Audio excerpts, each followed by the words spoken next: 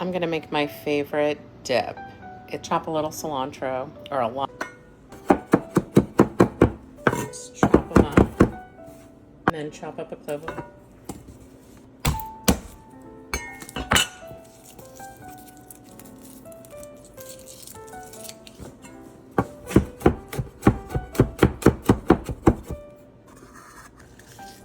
And then you add them to your food processor. I love my mini food processor. It's perfect for that.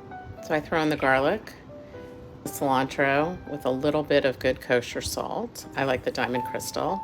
And then chop it up before I put anything else in. And then throw in the vegan mayo. I like the Follow Your Heart vegan mayo with avocado oil. It's clean oils and they make the best. And then chop it up, mix it up. When it's done, I like to put it in a glass jar. It saves it great, and of course, it's better for you. And it's perfect to dip a breadstick in. Yummy and delicious.